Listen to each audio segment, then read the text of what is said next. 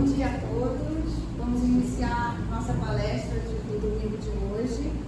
Nós vamos fazer uma leitura de harmonização do livro Caminho, Verdade e Vida, Psicografia de Chico Xavier, Espírito Emmanuel. A lição que veio para a gente hoje é a 68, Além do Túmulo.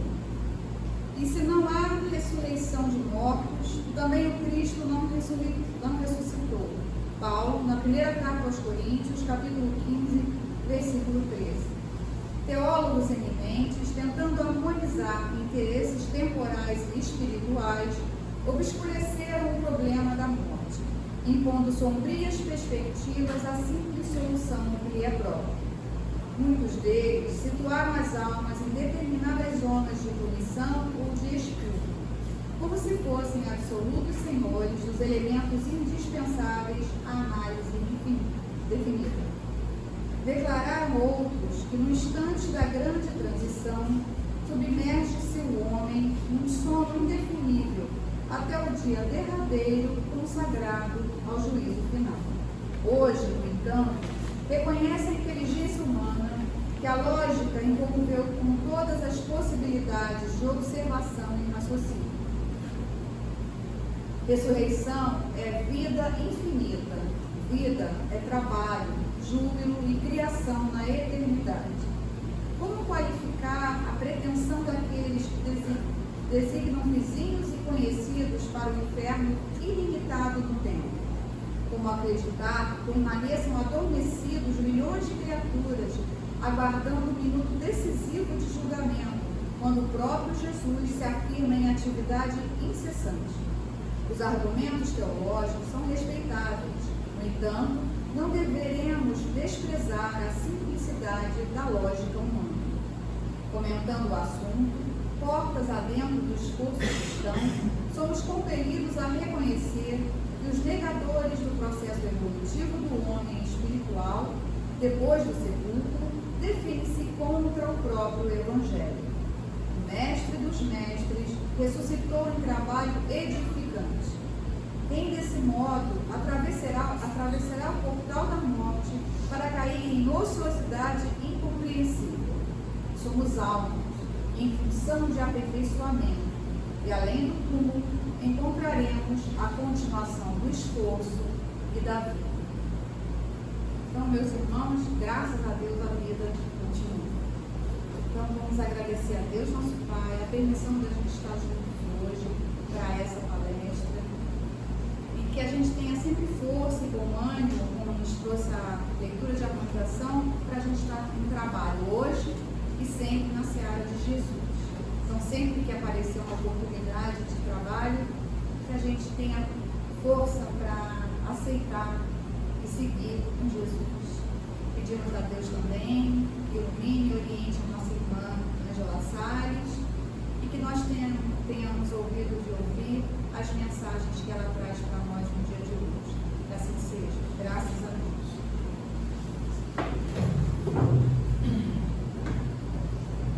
Bom dia. Bem-vindos à Casa de Francisco de Assis, Centro Espírita Francisco de Assis. Nós, nesse domingo tão ensolarado, vamos falar de algo que é muito peculiar e particular dentro dos princípios da doutrina espírita, que é a mediunidade, né?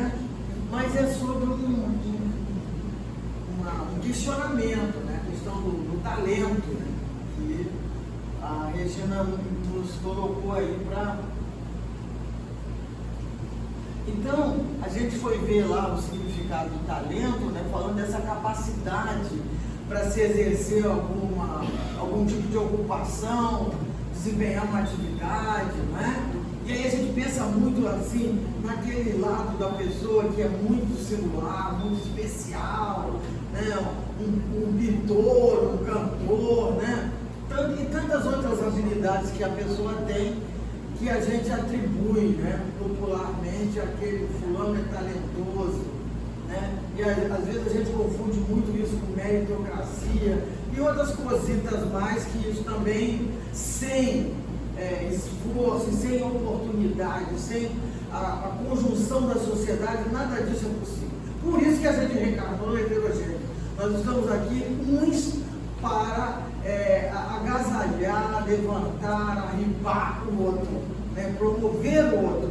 O livro A Gênese fala lá no último capítulo disso, da promoção humana. Então, nós todos estamos aqui para isso, né? Para que nessas diferenças nós possamos nos promover, possamos crescer, evoluir, não é?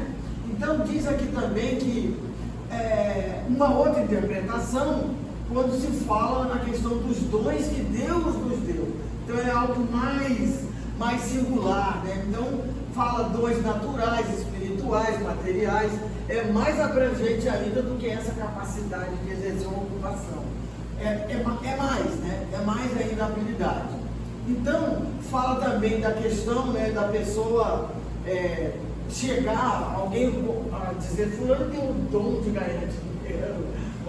Chega a essa máxima, né?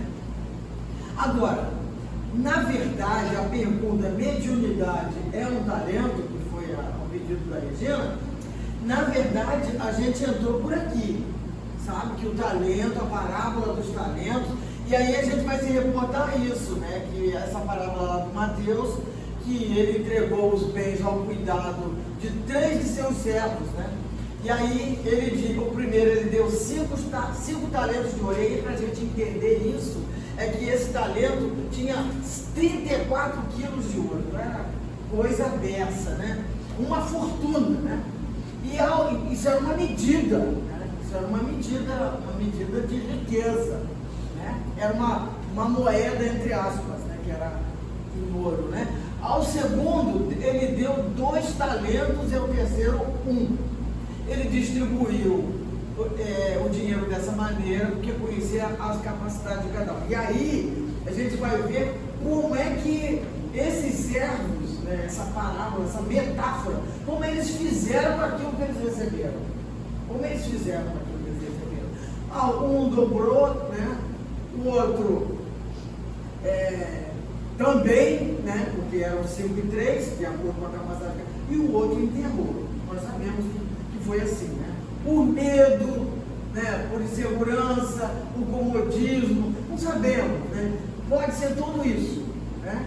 Pode ser por preguiça, mas medo é sempre uma coisa, quando a gente tem uma atribuição, uma missão, um compromisso, o medo ele é um grande limitador da nossa vida, e ele foi algo que me perseguiu por muito tempo e ainda de vez em quando me dá umas rasteiras. Porque é da natureza, a gente não sabe na infância como é que foi isso, algumas coisas que a gente vem trazendo e que o medo está sempre, que uma coisa é prudência, outra coisa é ficar assolado pelo medo, né? São coisas diferentes, né? E aí essa parábola está dizendo para a gente que a gente não deve desperdiçar as oportunidades, né, que Deus nos deu, né? Então nós precisamos, se nós estamos entendendo diante dos princípios que a doutrina, pelos quais nós somos regidos, nós seguimos a codificação de Kardec. Então, se nós entendemos que à medida que nós vamos ter algumas habilidades, algumas possibilidades, e a gente encerra essa possibilidade, nós estamos num processo de omissão, né? Então nós viemos aqui para servir, amar e progredir. Essa é a grande máxima. E aí a mediunidade, que nós não vamos aqui fazer nenhuma definição, nós vamos falar da mediunidade com o exercício dela, né? E aí, isso aqui eu tirei do Leon Denis, o grande poeta da doutrina espírita. E ele, como um grande estudioso, ele sempre se refere ao amor. O amor, quando ele fala do amor, é algo indescritível. Ele sempre fala apaixonadamente pelos temas. E o principal dele, porque o livro como é que é? Vou ter que lembrar. Me ajudem aí, o livro do Leon Denis. Depois da morte, o problema do ser do destinador, no invisível. Muito bem. Então, no invisível foi lá que eu tirei algumas coisas, né? Esse aí é um texto de lá e diz assim, ó: nos fenômenos espíritas, dois mundos que têm leis diferentes entram em contato. Então, nós estamos em permanente contato com o mundo espiritual. Nós estamos na matéria, rendidos por além da matéria, e os espíritos estão na espiritualidade, depende de onde estejam, mas estão sendo regidos pelas leis espirituais. E aí ele vai dizendo que tem essa linha divisória entre quem está encarnado e quem está desencarnado. Bom, a gente acabou de ouvir a mensagem aqui, que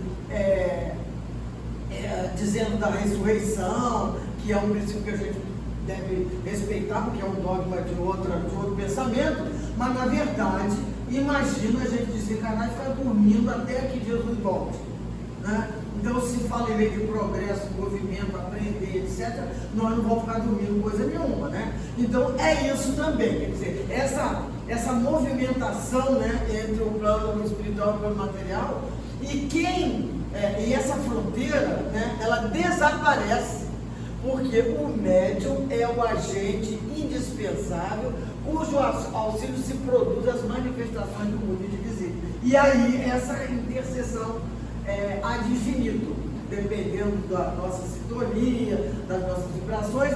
O fato é que ninguém está só, e aí vai resolver ou vai se envolver de acordo com o modo de vibrar, o modo de pensar, o modo de sentir e o modo de agir. Mas nós estamos aí, o médium, e aí a gente vai um pouco mais adiante. Então, esse compromisso do médium, quem é o médium? O médium é alguém que tem uma pequena diferença. Quando ele é um médium ostensivo, a sua pineal é maior do que a das outras pessoas. Então, ela desde criança tem essa marca fisiológica, por assim dizer. Tem um médico muito famoso, Sérgio Felipe de Oliveira, que é um grande especialista em estudo da pineal. Ele é professor da USP, e vocês acham no YouTube o canal dele, que é incrível. Sérgio Felipe de Oliveira. É uma maravilha, ele é um especialista nisso. Então, esse compromisso do médium, essa pessoa tem essa perspectiva de visão, de psicografia, de ouvir os espíritos. Tem mais ampliado isso. Ele tem esses sentidos mais ampliados. Mas isso não é uma particularidade ou um princípio único exclusivamente da doutrina espírita. Mediunidade, vidência, essas coisas todas, tinham outros nomes. Eram bruxas, né? Tinham os mestres, tem nome de todo jeito, mas o fato é que as características são as mesmas, né? E o que se faz com isso é que tem a diferença, mas que isso não é nenhuma invenção dos espíritas, não é. É só buscar nas leituras que a gente vai ver. Tem um escritor que tem muitos casos de comprovação da reencarnação fazendo essas conexões. É Stevenson, é o sobrenome dele. Eu vou lembrar o livro, porque agora eu estou com essas manias, quero lembrar e não lembro. É depois dos 25, gente. Então, está dizendo aqui que esse compromisso do médium, e aí, olha só o que o Simonetti já começa a dizer aqui. Um grande número de espíritos que reencarnam com compromisso no campo mediúnico, e aí para essa coisa da renovação e etc., e na verdade comprometido com a espiritualidade, atravessa um período de decisivas transições. Mais do que nunca, a necessidade de instrumentos sintonizados com o alto, para que não falte luz ao homem na noite que precederá o nascimento da civilização cristianizada do milênio. Então, aí já está falando que é o seguinte: a gente se comprometeu. Está fazendo o que com isso? Né? Então, esse talento, né, que a gente vai chamar do talento bíblico, né, quer dizer, deu possibilidades para fazer a multiplicação, né? Deu abertura e a gente se comprometeu lá. Não sei por que, gente, que eu me comprometi. Não sei até agora. Aqui, aí fala que esses candidatos ao serviço, olha só, e frequentam escolas especializadas do espaço e em longos estágios preparatórios. Depois se submetem a operações magnéticas. E aí entra na história do planejamento do corpo físico para reencarnar. E aí está dizendo que tem essa acessibilidade que é indispensável para fazer esse intercâmbio. Então, não pediu para nascer, pediu. Ainda fez um compromisso maior. Aí que eu estou lascado. Mas é muito isso, né? É isso mesmo que você queria, Gil? Melhor impossível. Aí falando das nossas tendências, esse médium, né? Então está falando que ele sai desses institutos.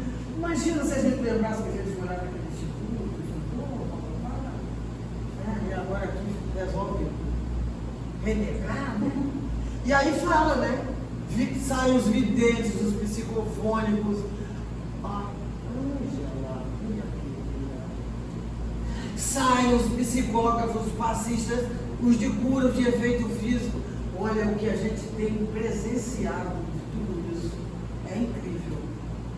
Mas aí envolve muita coisa, né? Envolve todo um preparo daquele que quer se curar, né? Envolve toda uma revisão de caminho, né? Envolve uma disponibilidade daqueles que podem interferir nas células doentes do outro. Imagina que responsabilidade, não é?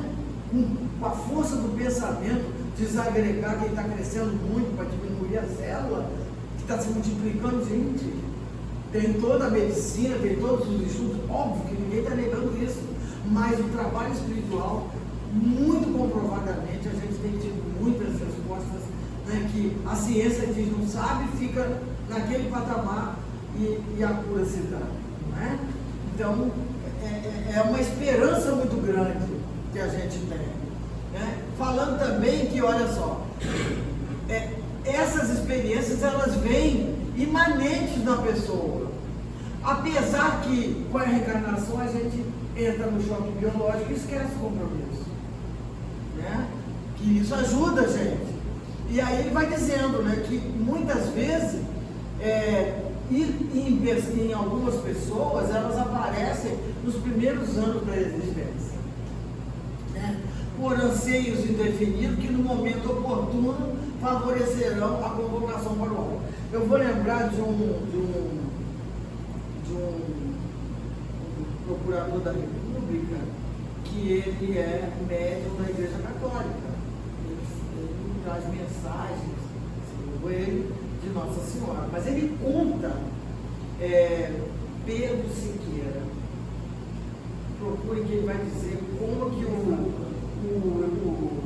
o anjo da guarda apareceu para ele. Ele dizia que ele, criança, chegou uma visita na casa da mãe e ele disse assim: ela vai morrer amanhã.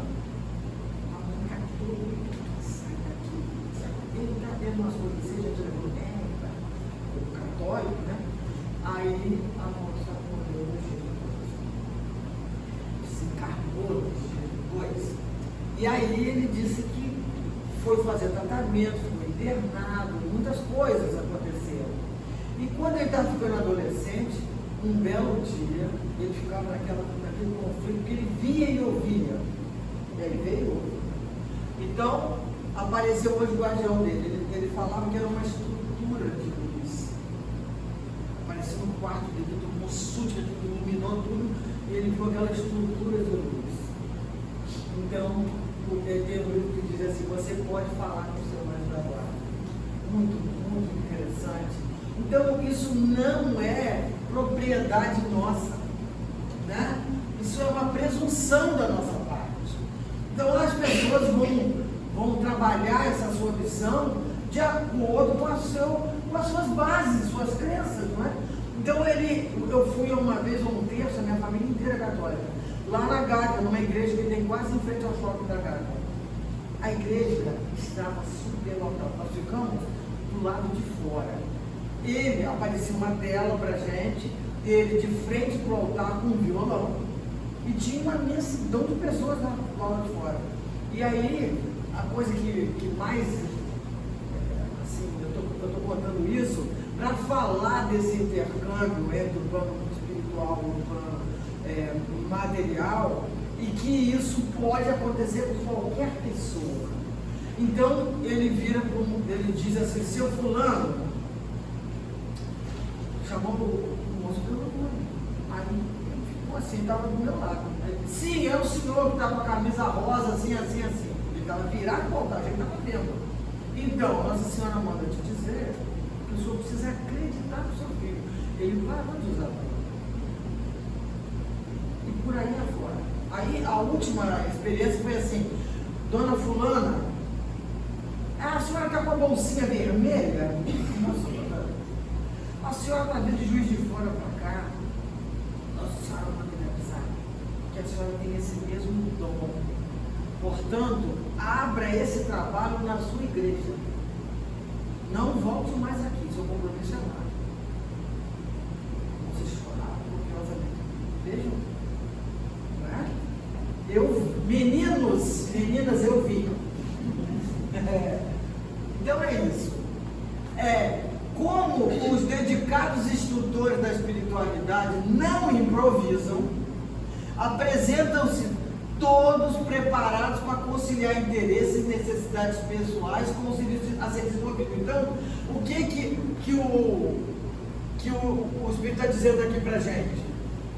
Que com esse compromisso, nós não estamos sós. Tem alguém que não tem improviso. Não tem improviso. E a gente vê, por exemplo, na sessão mediúnica, se tem alguém desarmonizado, essa pessoa fica fora da corrente. Ou, se merece, entra na corrente para ser beneficiado. Não acontece nada com ela naquele dia, a não ser beneficiado. Porque não pode atrapalhar o trabalho daquele dia, daquela noite. Não é verdade? Então, isso significa que não é improviso, é organização.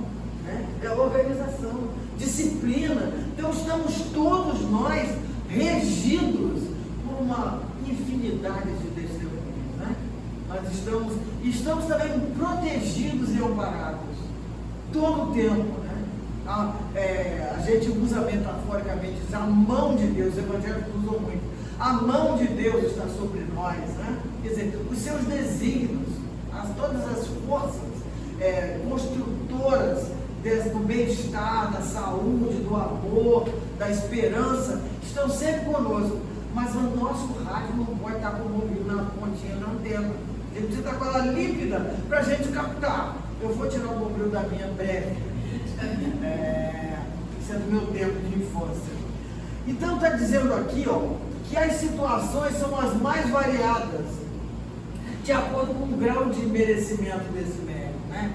Os débitos do passado e a natureza da tarefa. E aí tem uma coisa que vai ser dito mais adiante, que é o seguinte: porque o fulano tem muitos problemas familiares. Quem somos nós para julgar? Ele tem problema familiar, ele vem para cá para trabalhar e ele precisa ser apoiado, porque é assim que ele vai se fortalecer, assim ele vai contribuir à obra e assim a sua retaguarda também vai se equilibrar. Então, quem somos nós para ficar botando rótulo para dizer isso e aquilo, que fulano pode, fulano não pode? É evidente que o livro dos médicos diz lá: você está doente, a gente vai ver a frente. Mas não é isso que a gente está dizendo aqui. A gente está falando pessoas com seus débitos do passado e a natureza da sua mediunidade, elas não estão impedidas de exercer a sua atividade. Não por isso. Diz também, olha lá, tem gente que tem problema no matrimônio, outros que vão ter que suportar o cônjuge menos compreensivo. Isso não existe, né, gente? Os que cuidarão dos filhos difíceis, os que serão assediados por inimigos rancorosos, não é? E os que enfrentarão privações materiais e os que carregarão o peso da enfermidade. O Gil não era mega, hiper doente fisicamente? Isso impediu a tarefa dele? Pois é. Não é? Então, a gente olhar o outro assim, não é tão frágilzinho, né? vai fazer isso? Não é isso? Então, como que a gente precisa ter equilíbrio para não botar uma pessoa doente para trabalhar, não é? E apesar da aptidão, ela pode se licenciar, etc, etc, mas também não tirar a pessoa, porque justamente o trabalho é que vai fazer com que ela se erga. Na frente a gente vai falar dessa questão da doença, mas aqui a gente está falando dos problemas, né? De modo geral, né? Então vamos lá. Aqui, ó. Aí está dizendo assim, que todos eles vão ser identificados pelas responsabilidades que assumiram, né? Embora lhes impondo pesados sacrifícios, a mediunidade seria sempre bênção de conforto e esperança. Porque, na verdade, para sair desses enganos do nosso mundo material, do nosso dia a dia, não é simples. A gente é chamado toda hora para os enganos, né? Eu, por exemplo, deixei aqui a praia hoje, gente. Que coisa mais maravilhosa que é a praia? Não tem, para mim não tem. Então, está dizendo que se a mediunidade não é, tá vendo? Ela não é um acidente biológico. Não é. Nem fenômeno patológico, porque a gente acabou de falar que a família até internar o filho fez, né? Porque é uma coisa tão compreensível, né? E ele disse que ele contou também que teve uma vez que ele foi atacado por uma legião de infernais. Era o conceito, né? Mas é isso que todos nós estamos sujeitos. Então ele fala que não pode ir a qualquer lugar. Outro dia, tem uns 3 anos que eu ouvi no metrô, com um terço, viradinho para dentro, tirando as contas, tem uma faixa lotada de processo. Então ele vai dentro do metrô, lotado de gente, quiser uma pessoa dessa, está com o espírito em plena expansão todo o tempo. Porque a gente sabe que quando a gente fica nesses estados, né, a gente fica expandido. E aí a gente entra em contato facinho com todos os outros corpos fluídicos, né? Facilita. Então, o que ele estava fazendo lá? Ele estava lá concentrado, porque ele precisa mesmo estar se protegendo. Porque isso você pode fazer mentalmente. Essa semana eu vi eu faço parte do grupo de meditação, que ela manda gravar, todo mundo pode participar, e aí ela falou que a gente imaginasse uma rede. Primeiro era assim, tipo, um sol iluminando todos os nossos centros de força, ele passando, depois aquilo ia se diluindo assim, esparcindo pelo ambiente e virava uma rede luminosa. Então você se cobria com essa rede luminosa. Então nós podemos fazer isso todo o tempo, em qualquer lugar que estejamos, se cobrir com essa rede de luz. E aí, se puder botar umas faísquinhas para fora, mas é do bem. Então você bota as faísquinhas assim, vai irradiando para as pessoas também, não é? Mas a gente bota a faísca com outras, né? Então está dizendo aqui, ó, que mas é um compromisso de serviço para o qual o médico foi convenientemente preparado. Quer dizer, foi preparado lá, já precisa se repreparar outra vez. A verdade é essa, tem todo um processo de estudo, e se não estudar vai tudo virar, daqui a pouco tem 1000 opiniões, né, 1000 achismos sobre coisas. Então precisamos estar mesmo adstritos ao livro dos médios, dos espíritos, para a gente entender do que se trata. Que sensação é essa? Que pensamento é esse? Que vibração é essa? Né? Imagina a gente recebeu na mesa mediúnica um espírito que dizia assim: eu sou pintora e hoje eu vim trabalhar aqui, que me mandaram trabalhar aqui com as cores para ajudar na cura de uma pessoa que está sentada aqui.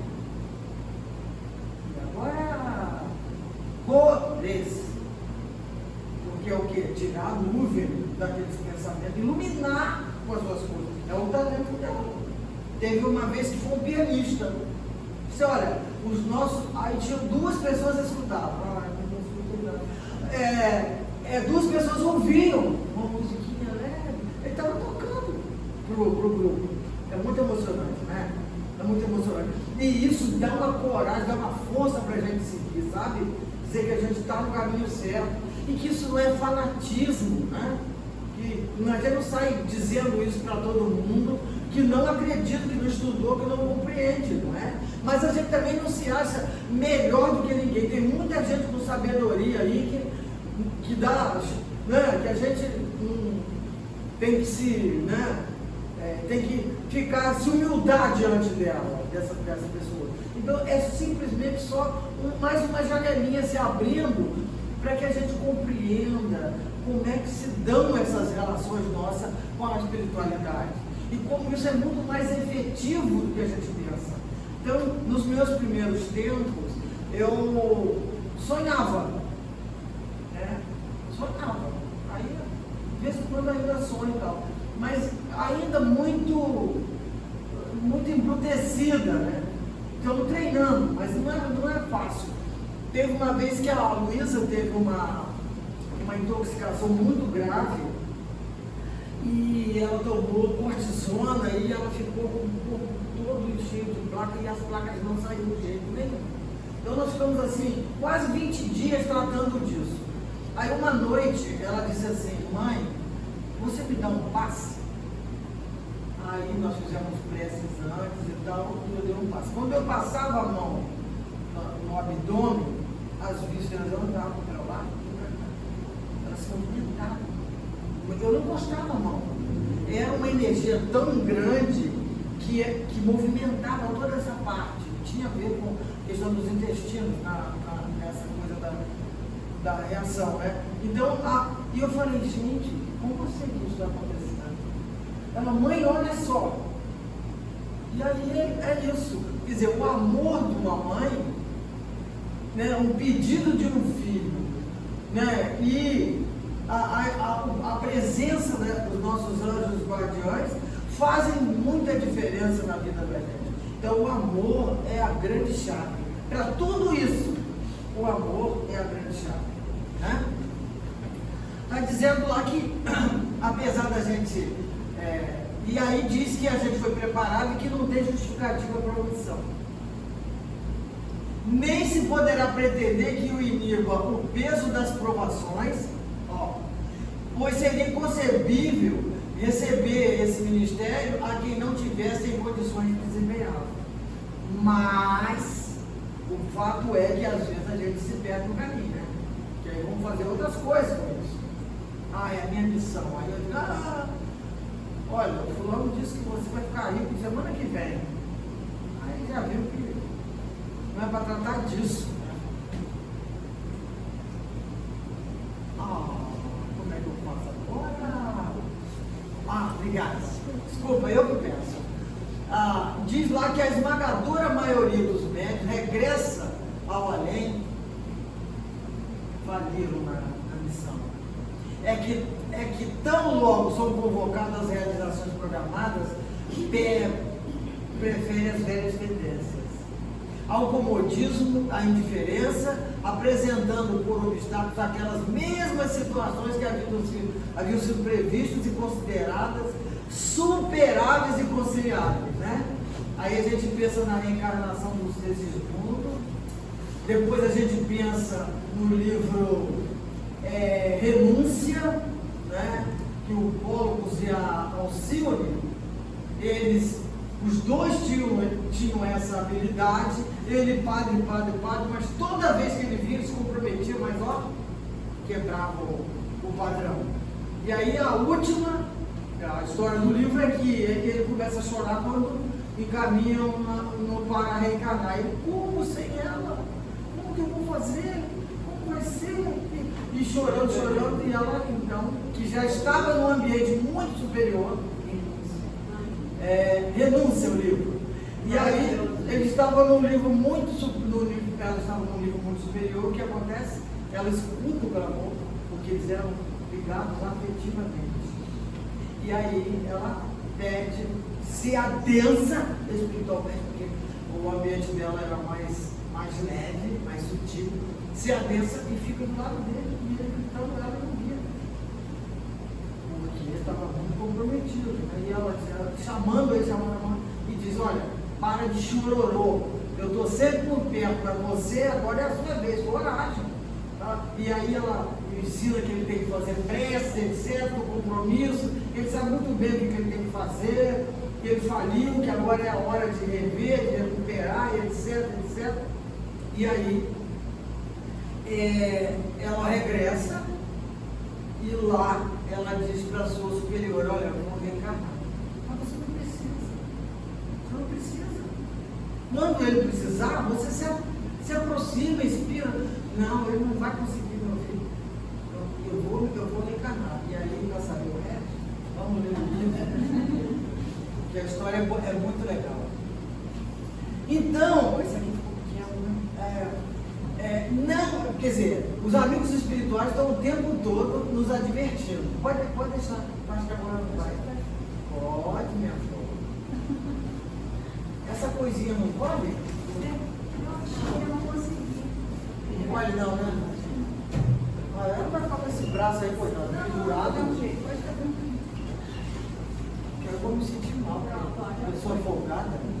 Né? Mas aí, veja bem, eles dizem que a gente, mesmo com as advertências, com o conhecimento doutrinário, a gente desenta do Deus. Mesmo com tudo isso, porque prefere os chamados do imediatismo na vida. E é isso mesmo, né? Quando a gente fica mais, passa dos 25 feito eu, aí a gente começa a repensar, bem, agora não tem mais jeito não dá para colher. Agora é agora. Aí está dizendo que todos nós, os médios e etc., somos vítimas da nossa imprudência. E aí o que a gente sofre, né? Porque eles atingem as mentes vazias de ideais superiores. A gente se perde, né? Quando bagatelas da existência, contrariedades corriqueiras, a minha mãe disse assim: minha pressão sobe quando eu agradeço. Eu falei: a senhora se conhece, mãe? 80 anos, não está da hora, não sabe o que dizer. E não é assim que ele faz? Aí está dizendo aqui, ó, contrariedades corriqueiras, mas fulano me aborreceu. Sabe, eu trabalho lá na Casa Francisco de Assis, mas a Regina é uma insuportável. Ela me aborrece. Entende? Aí, ao invés de eu ir para lá para ficar uma pessoa melhor, eu saio de lá iradinha, querendo que ela, sabe, tome um café bem amargo, bem ruim ali na padaria. Então, está falando aqui, ó, dificuldades normais crescem assustadoras aos seus olhos. Aí a gente começa a ver tempestade em copo d'água, né? Só eu que faço. E aí, ó, diz que isso monopoliza a nossa atenção e vai fazer o quê? Leva a gente a se desajustar e a ficar intranquilo. E não há possibilidade de uma concentração para fazer conexão, para entrar, como diz o Leon Denis, para entrar nessa vibração, né? Para entrar nas páginas do amor, irado, irritado e tranquilo, a gente não consegue. Até fazer uma prece é difícil quando a gente está danado da vida, não é? Então, às vezes, quando eu estou danado da vida, eu repito aquelas orações que a gente já aprendeu como criança, Ave Maria, Pai, não faço tudo isso. É lógico, é melhor fazer isso do que não fazer nada, não é? Então, na hora que o negócio está fervendo, a gente tem que buscar os recursos que pode, porque respirar, se concentrar, etc., vai demorar. Vamos fazer o que é possível para isso. E como às vezes a gente não consegue anular isso, os que habilitariam ao serviço mediúnico tornam-se presas desejáveis de entidade das sombras. A mediunidade fazendo o seu papel adverso.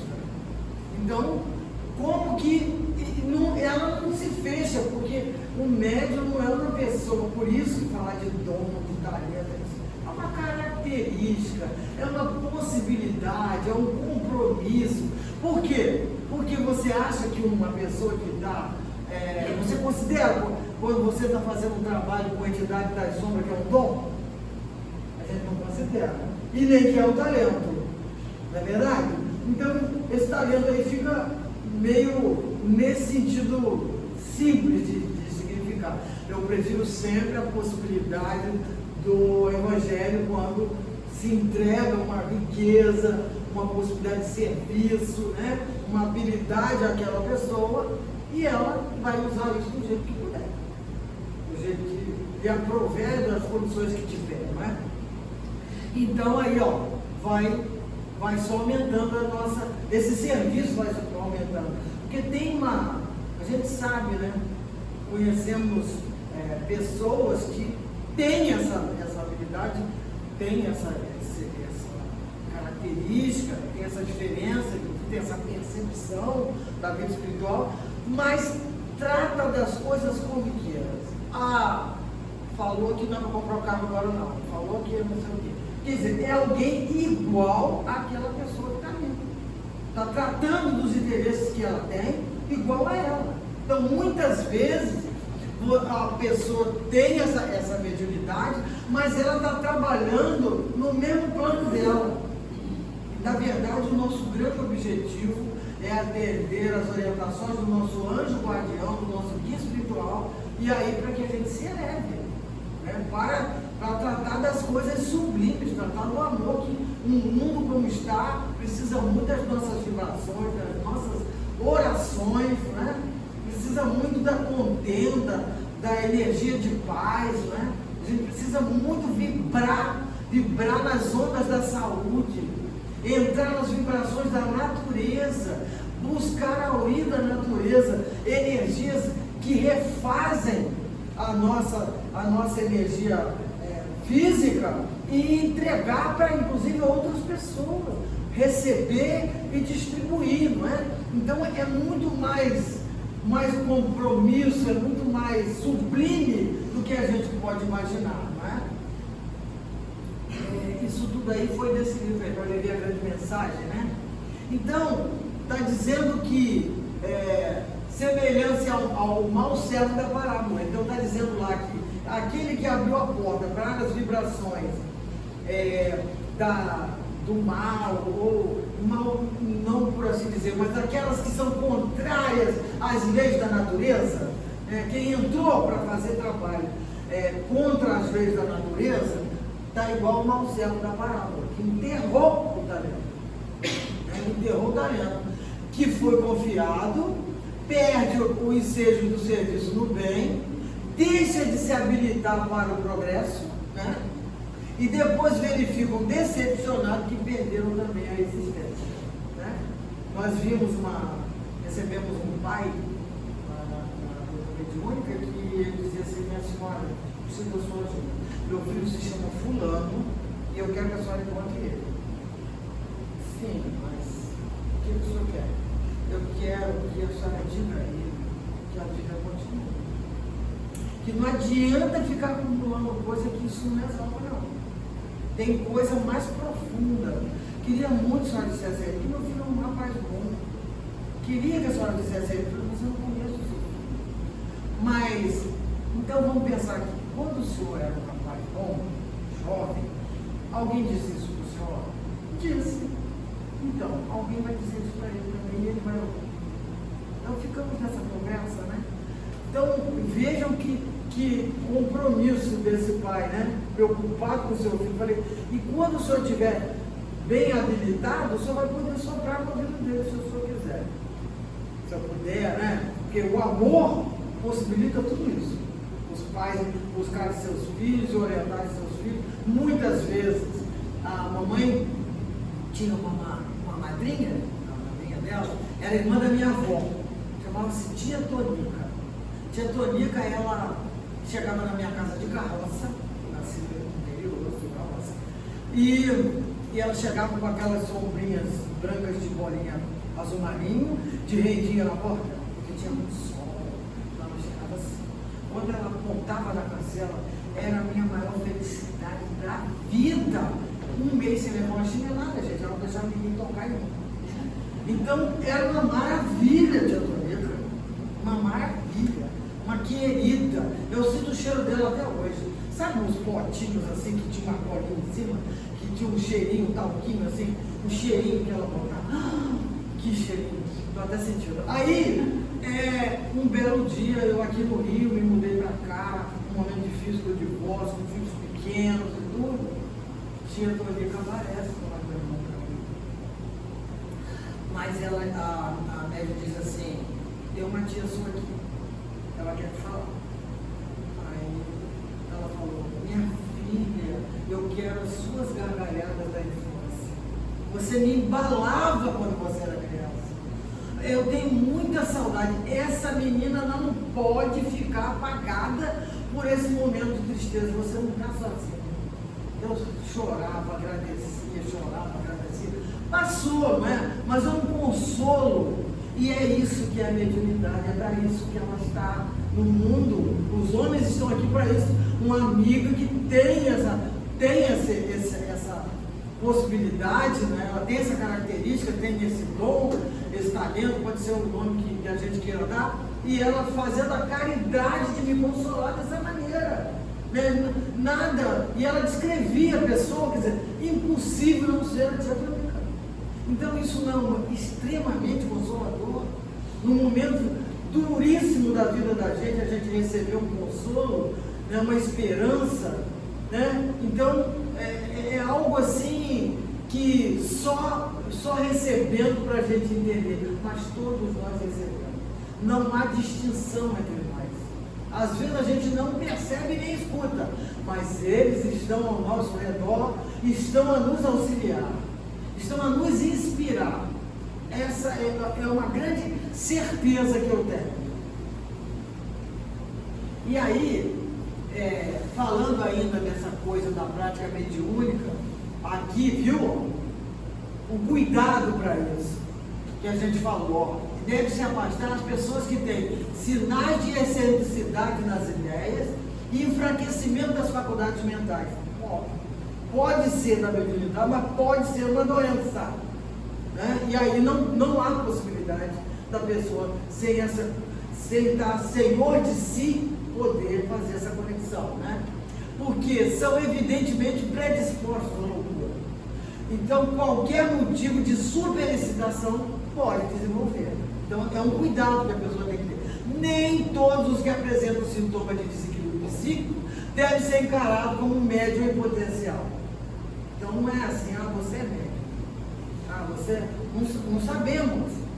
Por isso tem um período de estudo, de preparo para isso, né?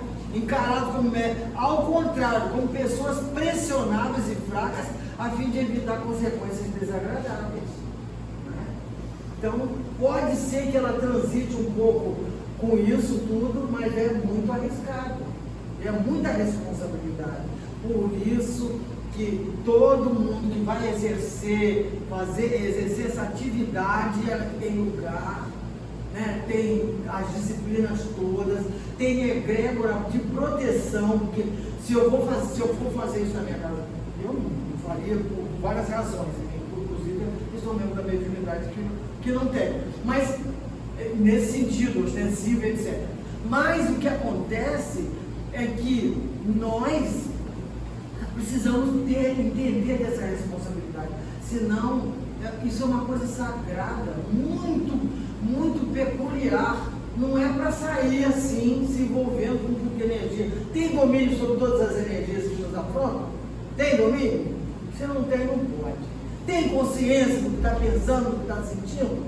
Isso é uma coisa fundamental para a gente distinguir quem sou eu de quem é uma personalidade que está me dizendo coisas. Então eu não posso perder hora nenhuma, não sendo bem consciente, preparado dentro do ambiente, que ele não pode fazer isso fora de maneira alguma. Tivemos uma experiência de um colega que ele bastava sentar e saía da sala. Mas ele ia para lugares, não era aquelas equipes de resgate, nada disso não. Ele saía curioso e fustigando coisas. Daí quando voltava, eu falei, ô fulano, eu falei, não pode ser assim não. Uma hora tu vai e fica. Porque se você não tem maturidade e controle sobre isso, se você sai do corpo, pode ser que você não volte para o corpo. Isso existe. E vira lá um adoecimento, como a gente está falando aqui, da pessoa, né, ficar enlouquecida. Então, isso é um tratamento muito específico, é uma característica muito específica de quem tem essa atividade, a atribuição de sair do corpo. Então, era uma curiosidade da pessoa. Nós não estamos trabalhando para a curiosidade, para saber quem foi, que doutor que é, quem é, né, como é o nome, não sei aonde, qual é o endereço. Não é para isso. O trabalho é para o amor, para a solidariedade, o trabalho é para a cura, o trabalho é para a inspiração, o trabalho é para fazer com que a gente se torne pessoas melhores. Não são pessoas iluminadíssimas, nada disso não. Está falando aqui quantas coisas a gente carrega. Não é isso. Mas é a responsabilidade que tem e a consciência que tem de suas limitações, mas também de suas potências. Todos nós temos as nossas potências. Todos. Mas a gente precisa trabalhar elas. Não é verdade? Eu dizia isso o tempo todo para os meus alunos. A mãe dizia assim, meu filho é burro. Eu falei, eu acho que o mundo é errado. Eu acho que a senhora que é, porque pensar uma coisa dela do seu filho, não pode isso, não existe burro, senhora. Foi uma coisa impressionante como que a pessoa se desvaloriza nisso. Aí tem a ver com o contexto social, tem muitas coisas. Mas é uma tristeza alguém olhar para o filho com uma dificuldade, ou sei lá o quê, ou uma péssima escola, que o nome era esse. Uma péssima escola, e aí atribuir ao filho que o filho é burro. Então, não acreditar nas possibilidades e nas potências das pessoas. Agora a gente está evoluindo tanto que as pessoas com deficiência exercem as suas habilidades, né? As pessoas se profissionalizaram, elas saíram dos escondidos das suas casas, e estão, porque significa, de uma certa maneira, a sociedade está progredindo, não é? Então, nós somos iguais na medida das nossas diferenças, né? Cada um com a sua diferença, mas somos iguais, nós temos esses direitos, né? Muito bem, e aí vamos lá. Agora, esses cuidados aqui, não sei se está dando para ver, né? Mas olha, isso é um grande perigo. Esses são os perigos: falta de estudo, desvirtuamento moral, mediunidade remunerada, endeusamento do médium, trabalho isolado, animismo, evocações, chamar os espíritos, obsessões e fascinação, porque tudo isso acontece. Agora, essa aqui, isso aqui é um clichê da doutrina espírita, né? Porque existe, porque na verdade é o ânima da pessoa que está falando, não é ninguém, não há nenhuma intercessão. Mas às vezes isso acontece e a pessoa precisa ser acolhida. E isso não denega a mediunidade dela. Agora, se isso for recorrente, a mesma pessoa, a mesma conversa, etc., aí é um outro assunto, né? Mas isso aqui, precisamos, porque também tudo voltado à descrença, não pode, não dá.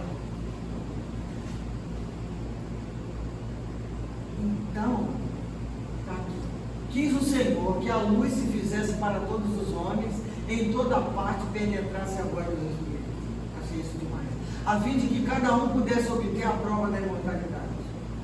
Com esse objetivo é que os Espíritos se manifestam hoje em todos os pontos da Terra, e a mediunidade se revela em pessoas de todas as idades, todas as condições, nos homens como nas mulheres, nas crianças como nos velhos. Isso aqui, ó, tá aqui.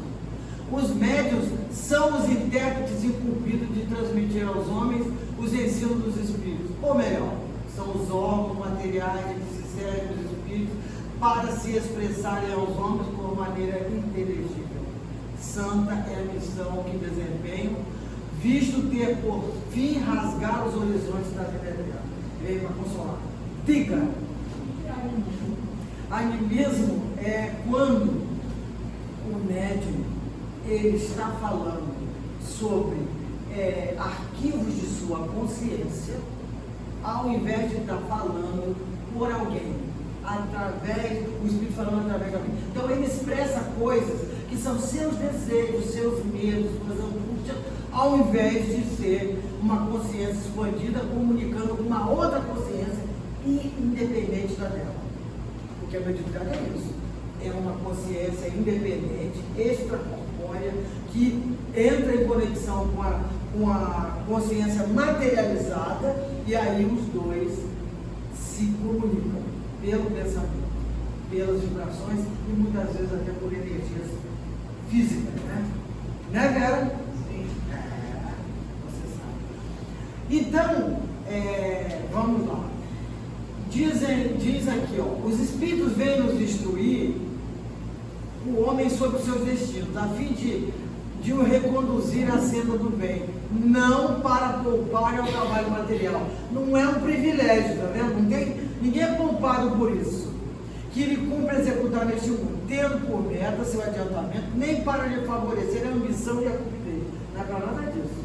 Então, vai ganhar dinheiro, adivinhou, etc, ó, morreu. Já entrou no compromisso, no comprometimento. Aí tem os médios que devem compenetrar-se bem, para não fazerem mau uso de suas faculdades. Aquele que compreende a gravidade do mandato que se acha investido, religiosamente o desempenha. Tem a disciplina, né? Tem a disciplina. Ainda, o que eu achei importante nisso, como os intérpretes do ensino dos espíritos, têm os médios desempenhar importante papel na transformação moral que se opera. É muita coisa, né, gente? Fala também aqui, ó, quer ver, ó, pela má impressão que produzem, mais de uma conversão retardam. Pois é, por quê? Porque usou a faculdade enveredando por caminho nocivo. E aí, ó, terão por isso mesmo de dar conta do uso que hajam feito de um dom que lhe foi concedido para o bem de seus semelhantes. O Leodemir fala lindamente, maravilhosamente. Diz assim: os médios do nosso tempo são muitas vezes tratados com ingratidão, desprezados e perseguidos. Ele está falando em 1917, 1890 e tal, e até 1917. Se, entretanto, num golpe de vista abrangermos a vasta perspectiva da história, veremos que a mediunidade em suas várias denominações é o que há de mais importante no mundo. Quase todos os privilegiados, profetas, videntes, missionários, mensageiros de amor, de justiça e de verdade foram médiuns. Muito bonitinho, né? Os profetas, no sentido de que se comunicavam com o invisível e com o infinito. Bonito, né? Daí uma atribuição a muita gente. E aí ele continua: são homens, sim, em tudo que tem de terrestre, por suas fraquezas e paixões. São seres humanos, são pessoas com as suas limitações. Padecem todas as misérias da carne, as doçuras, as necessidades e os desejos materiais. O que, porém, os faz mais que homens, o que neles constitui o gênio nesse sentido de fazer essa interlocução, né? De abrir portas, porque aquilo que você não conhece e que é diferente, que é fantástico, entre aspas, seria alguma coisa que um homem de gênio está fazendo para o homem comum, né? Nós não consideramos os espíritos homens de gênio, né? Disso. Então está dizendo aqui, ó, e essa acumulação dos tesouros do pensamento, essa lenta elaboração da inteligência e do sentimento através de inumeráveis existências, tudo isso fecundado pelo influxo, pela inspiração do alto, por uma assídua comunhão com os planos superiores do universo. Então, eu queria, não sei se dá para, a gente não consegue levantar, né? Então não dá, porque a gente não dá no vamos ver. É porque está fora. E aqui não vai dar para suspender. Vem.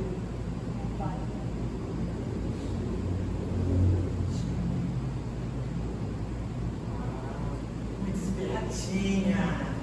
Então, obrigado. O gênio, sob as 1000 formas que reveste, é uma colaboração com o invisível, uma assunção da alma humana à divindade. Então, é como se, ele faz também essa comparação com a prece, né? Que todas as vezes que a gente faz preces, nós ascendemos para a divindade.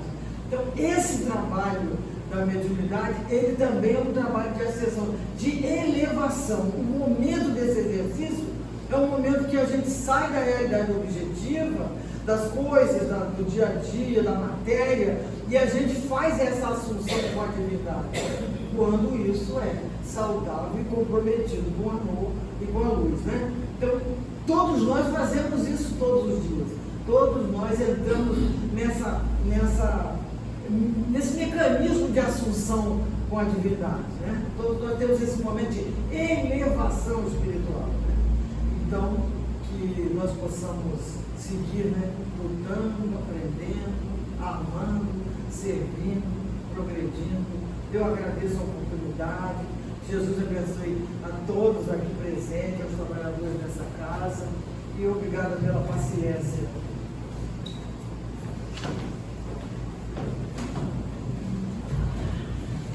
Vamos fazer uma prece para encerrar. Então, agradecemos a nossa irmã Ângela, agradecemos a Deus, nosso Pai, aos trabalhadores espirituais dessa casa, a permissão de estarmos aqui hoje, que essas palavras nos orientem, nos guiem, porque todos nós somos médicos, como a gente já viu numa outra palestra, e cada um segundo o seu talento, como a nossa irmã aqui nos falou, possamos caminhar, contribuir uns com os outros, e assim também contribuirmos para a nossa evolução espiritual.